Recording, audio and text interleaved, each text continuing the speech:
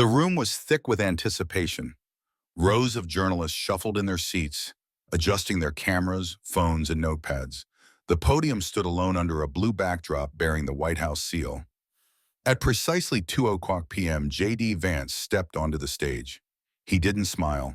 His eyes scanned the room, jaw tight. His suit was sharp, his tie perfectly knotted. He gripped the sides of the podium as if anchoring himself to something real, something not made of code and illusion. He began slowly, his voice low but firm. This morning, my 10-year-old son asked me if I really said those things about Mr. Musk. He paused. That's when I realized how far we've fallen. A silence swept the room. Flashbulbs popped once, then stopped. Let me be clear, he continued, his voice rising just enough to echo. The audio clip that is circulating is fake. It is not my voice. It is not my words. It is the product of artificial intelligence, maliciously generated, professionally edited, and intentionally released to fracture alliances that are inconvenient to certain interests. He didn't say who, he didn't need to. From the second row, a reporter from CNN stood up. Mr. Vice President, are you suggesting this is a political attack? JD glanced at him, measured, calm. He stepped back slightly from the podium, folding his hands.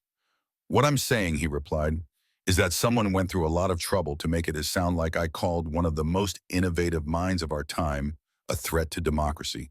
What I'm saying is, yes, this is political, and it's dirty. Another reporter, this one from the New York Times, quickly followed. But the voice, sir, it sounds like you. It references things you've actually said, even private details, committee meetings, offhand remarks. JD smiled finally, but it was tight, controlled. He tilted his head, eyes sharp. Yes, it's called training data. These AI models scrape the internet, interviews, transcripts, hell, even podcast episodes I forgot I did back in 2018. Then they stitched together a Frankenstein version of me. And let's be honest, it's convincing. That's the point, to make you question your own memory, to make my friends question my loyalty. There was a beat, then someone from Reuters spoke out. What about your loyalty to Elon Musk? Are you denying any tension? JD's eyes narrowed just slightly. He stepped closer again. I've disagreed with Elon Musk. So has everyone who's ever spent more than 5 minutes thinking. He's a genius, not a deity, but I've never called him a threat to democracy. I've never questioned his value to this country. And I certainly haven't suggested that President Trump should abandon him. He scanned the room again, letting the weight of his words hang in the air. In fact, he added, the reason this clip even matters is because people know the bond between Trump, Musk, and myself isn't political theater. It's strategic reality, and that scares some folks. A hand shot up from Politico. So what happens now? Will there be an investigation? JD leaned against the podium slightly, more relaxed now. We're working with cybersecurity experts to trace the origin of the clip. But let me tell you what really matters. This isn't just about me.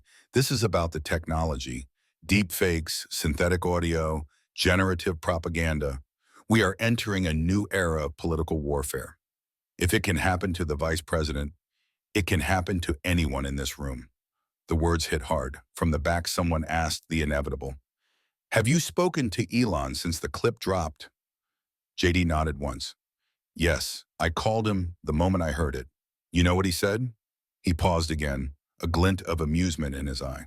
He said, welcome to the future, JD. Now let's break the damn algorithm.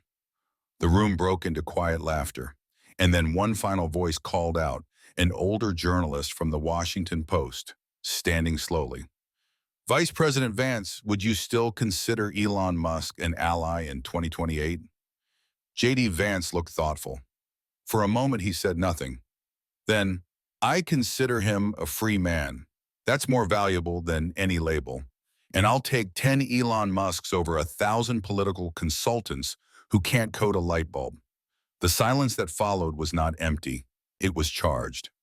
As Vance stepped away from the podium, the cameras flashed again. This time, not in confusion or skepticism, but with the collective recognition that a new political storm had just begun.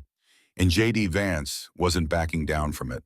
As the tension in the room simmered, a younger journalist from BuzzFeed News, visibly eager, spoke up without waiting to be called on. Mr. Vice President, if deep fakes are this dangerous, shouldn't the administration regulate AI more aggressively? Why haven't we seen action? JD Vance didn't flinch. He turned toward the reporter slowly, placing both hands on the podium again. We've been having that conversation for months, he said. But you know what the loudest voices in Silicon Valley say when we talk about regulation? They say, don't stifle innovation. They always say, Marcin, trust the system. But now the system is being weaponized, and the same people crying about freedom of speech are whispering in dark corners to tech startups, asking for favors. He leaned in as if addressing just that one reporter. This wasn't innovation, it was sabotage. A wave of murmurs rolled through the room like a slow tide. Someone coughed nervously in the back. A few reporters exchanged glances. Suddenly, a veteran journalist from The Atlantic raised her hand, notepad already full of scrawled shorthand. Mr. Vance, she said with careful precision, your party has always championed free speech. Are you now saying some speech should be controlled? JD's gaze didn't waver. I'm saying we need truth to remain distinguishable from lies. When a synthetic voice can imitate me so well that my own mother calls me at midnight asking what the hell I said, then Houston, we have a problem. He paused, then, with a cold, almost clinical tone, added, free speech doesn't mean synthetic fraud. There's a line, and that line was crossed this week. For a moment, the room sat in stunned silence. Then came the barrage, hands in the air, cameras flashing, journalists speaking over one another. Vance took a few more questions, but it was clear. The statement had been made.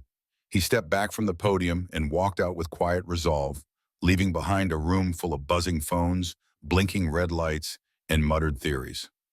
The press conference aired on every major network within the hour. It was clipped, edited, memeified, and sound-bitten across the internet within minutes. Fox News opened its primetime segment with a slow zoom on JD Vance's face, framed under bold text. They tried to frame him. Host Tucker Lowell grinned at the camera. This is what the deep state really fears, folks. A VP who doesn't just talk tech, he fights back. The guests nodded in sync, one declaring, Vance just drew a line in the silicon sand. Meanwhile, MSNBC played a very different narrative. Rachel Maddow's voice was cool and skeptical. So, to be clear, the vice president says this audio, which sounds exactly like him, is fake. Yet he offers no forensic proof, no independent verification. Just trust me? Her co-host scoffed. It's a classic Trumpian move. Deny, deflect, dominate. Online, the reactions were even more divided and far more chaotic.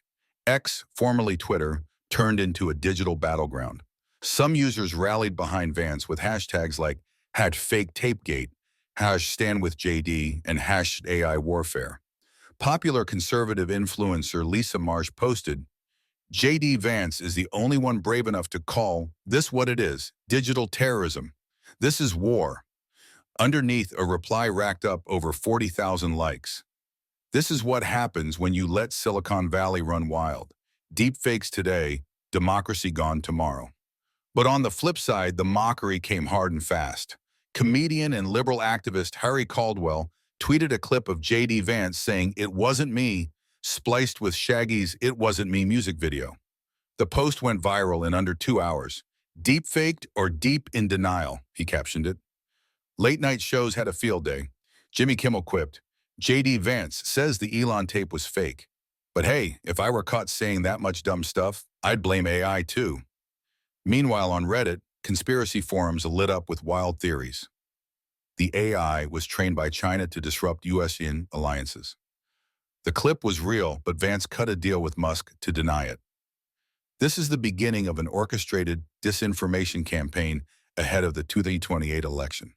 In suburban homes and city cafes alike, people argued. One family in Ohio watched the press conference over dinner. The father, a lifelong conservative, shook his head and muttered, I trust Vance. This feels like another hit job. His daughter, a digital media student at NYU, rolled her eyes. Dad, they always say it's fake.